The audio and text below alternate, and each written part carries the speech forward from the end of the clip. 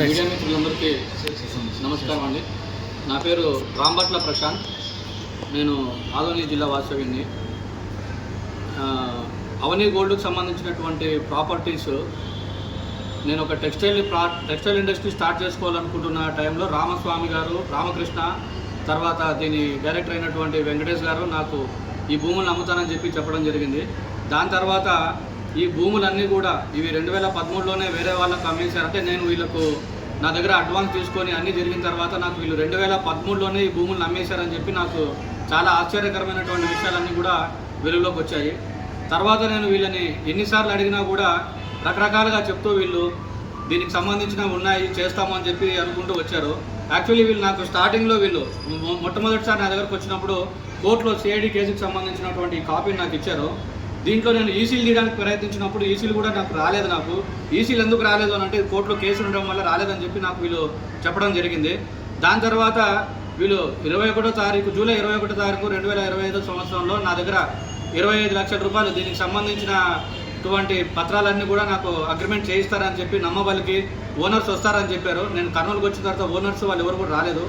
తర్వాత వీళ్ళు నా దగ్గరికి వాళ్ళే వస్తారు, మాకు డబ్బులు ఇచ్చుకోమని అంటే నేను వాళ్ళకి డబ్బులు కూడా ఇచ్చాను సార్. వాళ్ళకు 8 లక్షల రూపాయలు రామకృష్ణకు చెక్కు రూపంలో ఇచ్చాను. తర్వాత 17 లక్షల రూపాయలు వాళ్ళు చెప్పిన డిమాండ్ ప్రకారంగా క్యాష్ వాళ్ళకు ఇచ్చి నేను వెళ్ళడం జరిగింది. 24వ తారీఖు జూలై 24వ తారీఖు దీనికి సంబంధించిన వ్యక్తులందరూ కూడా మా హైదరాబాద్లో ఉన్నటువంటి నా ఆఫీస్కి వచ్చి వీళ్ళు సంతకాలు చేయడం జరిగింది. తర్వాత 25వ తారీఖే నాకు అనుకోకుండా కొన్ని వేరే వ్యక్తుల వల్ల ఈ భూములు వీళ్ళు 2013లోనే అమ్మేశారు అని చెప్పి నాకు తెలిసిన తర్వాత నేను వెంటనే వీళ్ళకి సంప్రదించి ఇది ఇలా విధంగా అయింది కదా అని నేను వీళ్ళకు చెప్పాను. చెప్పిన తర్వాత అంటే మాకు అర్థమైపోయింది మమ్మల్ని వీళ్ళు మోసం చేశారు అని చెప్పి మాకు అర్థమైపోయింది. తర్వాత దీనికి సంబంధించిన డాక్యుమెంట్స్ అన్నీ నేను తీసుకొని వీళ్ళతో మాట్లాడిన తర్వాత వీళ్ళ దగ్గర ఎటువంటి విధమైన చలనము లేదు. మళ్ళీ పైగా వీళ్ళు మమ్మల్ని అంటే నేనే వీళ్ళకు డబ్బులు ఇవ్వాలి అది అని చెప్పేసి నా మీద రకరకాలుగా దుష్ప్రచారాలు చేస్తూ వీళ్ళు వెళ్ళారు. తర్వాత నేను వీళ్ళకి సంబంధించి నేను 2013లోనే వీళ్ళు అమ్మేశారు, నేను మోసపోయానని తెలుసుకున్నాను. తర్వాత వీరిని అడగగా రకరకాలుగా జవాబులు ఇస్తూ నెల రోజులు కాలయాపన చేయడం జరిగింది. తర్వాత దీని గురించి నేను పూర్తి విచారణ చేయగా దీనికి సంబంధించినవన్నీ కూడా నేను డాక్యుమెంట్స్ అన్నీ కలెక్ట్ చేసుకోగా ఇవి భూములలో ఉన్నటువంటివన్నీ కూడా 200 ఎకరాలకు సంబంధించిన భూముల్లో దగ్గర 160 ఎకరాలు భూములన్నీ కూడా వీళ్ళకు వేరే వాళ్ళకు అమ్మేశారని చెప్పి నాకు విత్ ఎవిడెన్స్లు అన్నీ ఉన్నాయి సార్ నా దగ్గర. ప్రతి దానికి కూడా నేను ఈసీలను అటాచ్ చేశాను. నాకు ఇచ్చిన డాక్యుమెంట్ ఇది, దానికి సంబంధించిన ఈసీలు ఇవన్నీ కూడా వీళ్ళు వేరే వాళ్ళకు అమ్మేశారని చెప్పేసి ఇక్కడ ఖచ్చితమైన ప్రూఫ్స్ అన్నీ కూడా ఉన్నాయి. ఇంకా నిన్న ఆయన దీని ఎండి అయినటువంటి వెంకటేష్ గారు నిన్న అక్కడ వాడు మీడియా పెట్టేసి కర్నూలులో ఈ భూములు 200 ఎకరాల భూములు ఉన్నాయని, ఇంకా వీళ్ళ ప్రజలకు దీని బాధితులకు అందరికీ న్యాయం చేకూర్చాలనుకుంటుంటే ఆదోని ఎమ్మెల్యే అయినటువంటి పార్థసారథి గారు ఇతను 50 ఎకరాలు అడిగారని చెప్పి అసలు పార్టీకి ఎటువంటి విధమైన సంబంధం లేకపోయినా కూడా దీన్ని కావాలని చెప్పి తప్పుదో ప్రకటించడానికి అని చెప్పేసి ఏమేమో వీళ్ళు రకరకాలైనటువంటి అబద్ధాలు చెప్పేసి పార్టీకి సంబంధించిన వ్యక్తులను దీనిలో ఇన్వాల్వ్ చేస్తున్నారు.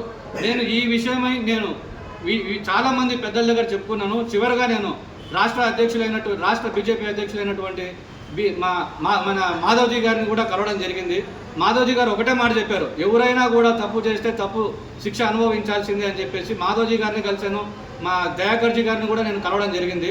కానీ వీళ్ళు మారుతారు అనుకుంటే నేనే వీళ్ళకు ఇంకా రిటర్న్లో డబ్బులు ఇవ్వాలని చెప్పేసి మా అధ్యక్షులకు వీళ్ళు ఇక్కడ డేట్ కూడా రాంగ్ రాసి పంపించారండి. వీళ్ళు అంటే ఇది ఏదో ముందే వీళ్ళు పంపించారు. మార్చి 3వ తారీఖు ఇది మా అధ్యక్షుల వారికి పంపించడం జరిగింది. నేనే వీళ్ళకు డబ్బులు ఇవ్వాలి, అగ్రిమెంట్లు తీసుకొని అగ్రిమెంట్లు రిటర్న్ అడిగితే నేను ఇవ్వక వీళ్ళని భయభ్రాంతులకు గురి చేస్తున్నానని చెప్పి మళ్ళీ నా మీదనే తప్పుడు ప్రచారాలు చేస్తూ నా పేరు ప్రతిష్టను వీళ్ళు భంగం కలిగిస్తున్నారని పత్రికాముఖంగా మీ అందరికీ తెలియజేస్తున్నాను సార్. దయచేసి దీని మీద ఈ కోర్టులో ఉన్నటువంటి దీని మీద ఇమీడియట్గా సిఐడి సిబిఐ వాళ్ళు దీన్ని విచారణ జరిపించి కలెక్టర్ గారిని వేడుకుంటున్నాను. దీంట్లో ఎటువంటి విధమైన భూములు లేవు, ఇది ప్రతి ఒక్క అవని గోల్డ్లో సంబంధించిన బాధితులందరికీ తెలియాలి అని మీ అందరికీ తెలియజేస్తున్నాను. అయ్యా రామకృష్ణ, నీకు ఒకటే మాట చెప్తున్నాను, నీకు నిజంగా ధైర్యం అనేది ఉంటే నువ్వు ఆదోనిలో పత్రికా విలేకరుల సమావేశంలో ఖచ్చితంగా నువ్వు వచ్చి దీన్ని నువ్వు నిరూపిస్తావా? నీకు ఆ ధైర్యం ఉందా అని నేను అందరి ముందు సవాల్ విసురుతున్నాను. నువ్వు అనవసరంగా లేనిపోనివన్నీ పెట్టి నా మీద దుష్ప్రచారాన్ని చేస్తున్నావు రామకృష్ణ. దీంట్లో ఎటువంటి విధమైన రాజకీయ నాయకులు ఎవరు లేరు దీంట్లో. నేను నిన్ను ఏ విధంగా అడుక్కున్నానో ఒకసారి గుర్తు తెచ్చుకో. ప్రతి ఒక్కటి నా దగ్గర రికార్డు ఉంది రామకృష్ణ. నిన్ను వేడుకున్నా, మా ఇంట్లో మా నాన్నగారు చనిపోతున్నారు, మా నాన్నగారి పరిస్థితి ఇలాగ ఉంది అని కూడా నిన్ను ఎంతో వేడుకున్నా కూడా నువ్వు ఏ రోజు నువ్వు చెప్పలే. ప్రతిసారి అబద్ధాలు చెప్తూ వచ్చావు. మోడీ గారు వస్తున్నారు, మోడీ గారు మీటింగ్లో ఉన్న నిర్మలా సీతారామన్ గారు ఉన్నారు, వాళ్ళు ఉన్నారు, వీళ్ళు ఉన్నారు, ఇలా రకరకాలైనటువంటి మాటలు చెప్తూ నువ్వు చేసావే. కానీ ఈరోజు మళ్ళీ నేనే తప్పుడు ప్రచారం చేసావని చెప్పి నువ్వు, నీతో పాటు ఉన్నటువంటి ఈ వెంకటేష్, మీ అందరూ కలిసి నా మీద దుష్ప్రచారాలు చేస్తున్నారు. ఆలీబాబా అరడజన్ దొంగల సినిమాలాగా మిమ్మల్ని అందరినీ పెట్టి ఒక సినిమా కూడా తీస్తారు రామకృష్ణ. దగ్గరలోనే నీకు తప్పకుండా దీని మీద నీవు శిక్ష నువ్వు అనుభవిస్తావు. నీకు మళ్ళా తెలియజేస్తున్నా. ఇప్పటికన్నా నువ్వు మారి డబ్బులు నాకు రిటర్న్ చేసి మంచితనంగా నువ్వు ఉంటానంటే ఉండు రామకృష్ణ. లేదంటే భారతీయ జనతా పార్టీనే కాదు, మొత్తం ప్రతి ఒక్కరు సామాన్య పౌరులు నాలాంటి ఒక వ్యక్తి ఒక ఇండస్ట్రీని స్టార్ట్ చేయాలనుకుని వచ్చినటువంటి వ్యక్తిని నువ్వు పెట్టిన ఇబ్బందికి ప్రతి ఒక్కరిని గుణపాఠం చెప్తారు రామకృష్ణ. నువ్వు ఎక్కడ కూడా జిల్లాలోనే కాదు రాష్ట్రంలో ఎక్కడ కూడా నువ్వు తిరగలేవని నేను చెప్తున్నా రామకృష్ణ.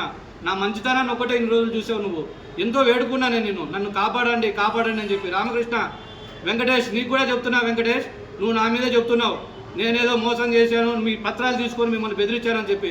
ఏ రోజు నీకు ఫోన్ చేసినా వెంకటేష్, నా దగ్గర నిన్ను సార్ ఇది ఒక్కటి వినండి, దయచేసి ఇది అందరూ వినండి సార్. ఇది ఈ 24వ తారీఖు నేను మీకు ఏదైతే చెప్పానో ఇది ఒక్కటి వినండి సార్. ఇది నేను మీ అందరి సమక్షంలో ఇది ఒక్కటి సార్, ఇది చూడండి సార్, డేట్ కూడా చూడండి. ఇక్కడ 25వ తారీఖే నాకు తెలిసిందండి. 25వ తారీఖే నేను ఆయనకు పెట్టా, ఏంటయ్యా ఇదంతా ఇట్లా అయినాయి అని చెప్పేసి. నాకు ఎటువంటి విధమైన ఆన్సర్ కూడా చేయలేదు. నేను చేసుకున్న 24 గంటల్లోనే నాకు తెలిసిన తర్వాత వెంకటేష్ గారికి పెట్టాను నేను. వెంకటేష్, ఏంటిది పరిస్థితి, ఇది వేరే వాళ్ళకి అమ్మావు, వాళ్ళ డాక్యుమెంట్లు నాకు వచ్చాయని నేను పెట్టాను.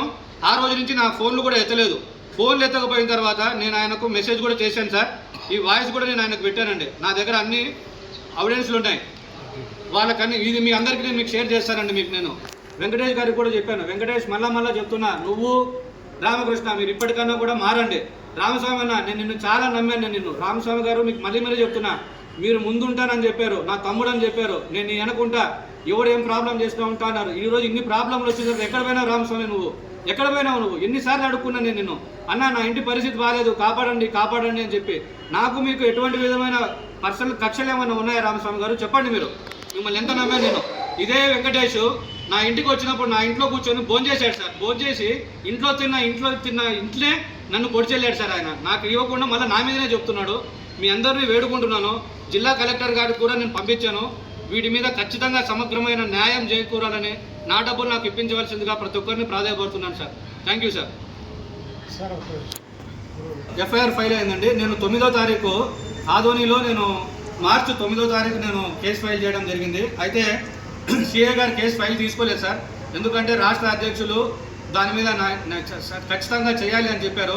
నేను చాలా ప్రాధాయపడ్డా కూడా సార్ ఒకటే అన్నారు, దీని మీద ఖచ్చితంగా నేను చేసిన తర్వాతనే చేస్తాను, అంతవరకు చేయనని చెప్పారు. తర్వాత సార్ దీనికి సంబంధించి పూర్తి వివరాలు సేకరించిన తర్వాత 18వ తారీఖు కేసు అయిందని నాకు తెలిసింది. నేను హైదరాబాద్లో నేను వెళ్ళినాను సార్. కేసు అయిందని నాకు తెలిసింది. సో నేను దీన్ని నా మీదనే ఈ కేసు ఫైల్ అయిన తర్వాతనే వీళ్ళందరూ కూడా నా మీదనే ఇంకా దుష్ప్రచారాలు చేస్తున్నారు. ఇన్ని జరిగినా కూడా ఇంకా నా మీదనే వీళ్ళు చేస్తున్నారు. దయచేసి నాకు న్యాయం చేకూర్చవలసిందిగా మిమ్మల్ని అందరినీ కోరుకుంటున్నాను సార్. మీ తరఫున స్టేషన్ పోయిన తర్వాత ఏమైనా పిలిపించి మాట్లాడినారా పోలీసులు? రామకృష్ణ అని కానీ వీళ్ళని కానీ ఏదైనా పిలిపించి మాట్లాడినారా? కేసు ఇచ్చిన తర్వాత మీరు లేదు సార్, నాతో మాట్లాడలేదు సార్. విచారణ చేయకుండానే కేసు కట్టినారు పోలీసు? విచారణ చేయకుండా చేశారు. నాకు ఒక 7-8 రోజుల ముందు రామకృష్ణ ఫోన్ చేశాడు సార్. నాకు 7-8 రోజుల ముందు. మీరు కేసు ఇచ్చారు స్టేషన్లో, పోలీసులు విచారణ చేశారా సార్? జరుగుతా ఉంది సార్. పిలిపించారా? ఏంది నువ్వు చేసినావు, నిజంగా చేసినావా లేదా, వీళ్ళ ఆధారాలు చూపిస్తున్నారా, ఏమైనా ఎంక్వైరీ చేసినారా? ఎఫ్ఐఆర్ అయింది కదా, ఎఫ్ఐఆర్ కాకముందు ఏదైనా పిలిపించినారా? ఏమో నాకు తెలియదు సార్. ఇప్పుడు మీరు హైదరాబాద్లో ఉన్నప్పుడు కేసు కట్టినారు కదా, ఆ సమయంలో రామకృష్ణని ఏదైనా పిలిపించి నీ పైన కేసు వచ్చింది రా, ఏం విషయం అని కనీసం పిలిపించి పోలీసులు మాట్లాడినారా? నాకు తెలియదండి. మీకు కేసు అయితే రామకృష్ణ పోలీస్ స్టేషన్ మీరు కేసు ఇచ్చిన తర్వాత ఏమైనా పిలిపించి మాట్లాడినారా? మీ మీద కేసు వచ్చింది రాండి రామకృష్ణతో పోలీసులు అంటే మీరు ఊర్లో లేకున్నప్పుడు ఎఫ్ఐఆర్ అయింది ఇక్కడ. నేను 9వ తారీఖే పెట్టాను. నేను 9th కేసు ఫైల్ అయితే 9th సార్. ఇప్పుడు ఆయన బీజేపీ జిల్లా అధ్యక్షులు, ఇక్కడ బీజేపీ ఎమ్మెల్యే గారు ఉన్నారు ఆదంలో. అవును, ఒక చెప్పండి. జిల్లా అధ్యక్షుడి మీద కేసు అవ్వడం అంటే కనీసం విచారణ ఎంక్వైరీ కూడా చేయకుండా సార్, అన్నీ ఉన్నాయి సార్ ఇక్కడ. ఇంతకంటే ఏమి విచారణ ఉంటుంది సార్? అంటే పిలిపించి ఏదైనా పోలీసులు కాదు కూడా సార్, మాట్లాడినారా? కాదు సార్, నా దగ్గర అన్ని ఎవిడెన్స్ నేను మాట్లాడిన రామకృష్ణ తోటి నేను మాట్లాడిన ప్రతి ఒక్క ఎవిడెన్స్ సార్, ప్రతి ఒక్క ఎవిడెన్స్ ఎవిడెన్స్ నా ఉన్నాయి ఇల్లు సార్. అమ్ముకున్నారు పోలీసులు సార్, రామ- నాకు మీరు చెప్తున్నారు కదా, నాకు తెలియదు సార్ అది అంటే చేశారు. ఆయన ఏం చెప్తా ఉన్నాడంటే ఆదోని ఎమ్మెల్యే పార్థసారథి ఈ కుట్ర చేసినాడు, ఆయన నన్ను కావాల్సి ఇంటెన్షనల్లీ ఎఫ్ఐఆర్ పెట్టించినాడు. 50 ఎకరాలే లేదు పార్థసారథి గారు ఎందుకు ఎంటర్ అవుతారు సార్? 50 ఎకరాలే లేదు, 50 ఎకరాలు పార్థసారథి వాళ్ళు ఆరోపిస్తున్నారు సార్. అదే సార్ ఆరోపిస్తున్నారు. 50 ఎకరాలే లేదు దీంట్లో, వాళ్ళు చెప్పిన భూములో అన్ని కూడా అమ్మేస్తున్నారు. ఇక పార్థసారథి గారికి 50 ఎకరాలు ఇచ్చి నాకు 5,88,00,000 నా దగ్గర తీసుకొని వానికి మళ్ళీ నేను 50 లక్షలు ఇచ్చి, ఇది ఏమన్నా కోకాపేటలో ల్యాండా సార్? కోకాపేటలో ల్యాండ్ 100 ఎకరాలు ఎకరా పోతుంది దానికి. తర్వాత డబ్బులు ఇస్తాము రాండి అని మిమ్మల్ని ఏదైనా పిలిపించినారు వాళ్ళు? సార్, నాకు ఇట్లా 8 నెలల నుంచి చెప్తున్నాడు ఇంటిమేషన్ సార్, 8 నెలల నుంచి చెప్తున్నాడు అంటే డబ్బులు ఇస్తాను రామ్మని. నాకు డబ్బులు ఇస్తాను అని చెప్పి గత 4 నెలల నుంచి నాకు 50 సార్లు చెప్పిన రికార్డులు ఉన్నాయి. ఇంకొక రోజు ఏమన్నాడంటే, అన్న 11 గంటలకు 4 గంటలకు నీ అకౌంట్లో డబ్బులు పడతాయనా అంటే, 4 గంటలు బ్యాంక్ క్లోజ్ అవుతుందా ఎట్లా ఇస్తావంటే, ల్యాప్టాప్ టిక్కని కొడితే టక్కని అవుతుందంట. అదేమో మాకు తెలియదు. టిక్కని కొడతాం టక్కని అవుతుందని అంటాడు ఆయన. ఇటువంటి వ్యక్తిని ఎట్లా సార్ అధ్యక్షుని చేస్తాడు? టిక్కని కొడితే టక్కని అవుతుంది అంటాడు ఆయన. ఏం సార్ టిక్కని కొట్టేది? 4 గంటలకు అయిపోతుంది అంటాడు సార్. నా దగ్గర నేను ఎందుకంటే సార్, ఈరోజు నా ఇంటిని నమ్ముకొని నేను నేను ఇంకొకటి ఎంత కష్టపడి నేను వచ్చానో నాకు తెలుసు. నేను నా ఇంటిని ఈరోజు అమ్ముకొని, మీరు అందరూ రండి సార్, హెచ్ఐజీ 9 నా బీటీ నాయర్ గారి లైన్లో లాస్ట్ హౌస్ నాది. నా ఇంటిని పడగొడుతున్నారు సార్, నా ఇంటిని పడగొడుతున్నారు. ఏడ్చుకుంటూ కూర్చున్నా. నాకు ఎంతో ఇష్టమైన ఇల్లు నాది. నేను ఎంత ప్రేమకు పెట్టుకున్న ఇల్లుని వీళ్ళ కోసం నేను అమ్ముకునే పరిస్థితి నన్ను తీసుకొచ్చాను. ఒక 4 నెలల నుంచి ఇవే అబద్ధాలు. 4 గంటలకు అకౌంట్లో అవుతుంది, మళ్ళీ అవుతుంది, మళ్ళీ అవుతాడు. మళ్ళీ అడిగితే ఈ భూముల్ని వేరే వాళ్ళకి అగ్రిమెంట్ చేస్తున్నాను అని చెప్పాడు సార్. నేను ఆ రోజు అన్నా, లేని భూమిని మళ్ళీ ఎలా చేస్తారు? నేను మోసపోయినాను, మళ్ళీ చేస్తారా మీరు? నేను మోసపోయినాను సార్, మళ్ళీ ఈ భూములు వేరే వాళ్ళకి అగ్రిమెంట్ చేసి డబ్బులు ఇస్తారంటాడు. మళ్ళీ ఒకరోజు ఏమంటాడు, నాకు సంబంధం లేదు ఈ విషయం, మీరు వారికి ఇచ్చారు డబ్బులు. ఎవరికి? వెంకటేష్కి డబ్బులు ఇచ్చారు. మా అధ్యక్షుల వారి దగ్గర ఒప్పుకున్నాడు. అధ్యక్షుల వారు మా దయాకర్ గారి దగ్గర ఒప్పుకున్నాడు. సార్, డబ్బులు తీసుకున్న మాట వాస్తవము, కానీ ఎవరికి? వెంకటేష్కి మేము డబ్బులు ఇచ్చాము సార్ అని అన్నాడు. అన్న తర్వాత ఆ వెంకటేష్ ఎందుకు సార్ మరి లెటర్ పంపిస్తున్నాడు? నాకు డబ్బులు వేయలేదు, వాడెందుకు పంపిస్తున్నాడు? వాడెందుకు ఈ స్క్రీన్ ప్లేలు ఎందుకు సార్ ఇవి? పార్టీ వాళ్ళకి మీరు ఫిర్యాదు చేశారు కదా, ఆ విషయం పైన పార్టీ వాళ్ళకి పంపించారు. మీరు అంటున్నది అర్థం చేసుకోవట్లేదండి. ఆయన అన్న విషయం ఏంటి? ఆయన అన్న విషయము, మాకు డబ్బులు ఇచ్చాడు. ఇచ్చిన తర్వాత అదే ఎప్పుడు కొన్ని రోజుల తర్వాత మాకు డబ్బులు ఇచ్చాడు. డబ్బులు ఇచ్చిన తర్వాత నేను దాన్ని ల్యాండ్ ఓనర్లకు ఇచ్చానని చెప్పాడు. అదే ల్యాండ్ ఓనరు ప్రశాంత్ మాకు ఎటువంటి విధమైన డబ్బులు ఇవ్వక మాతో అగ్రిమెంట్లు చేయించుకొని ఈరోజు అగ్రిమెంట్లు కాపీలు అడుగుతుంటే రాజకీయ పలుకుబడి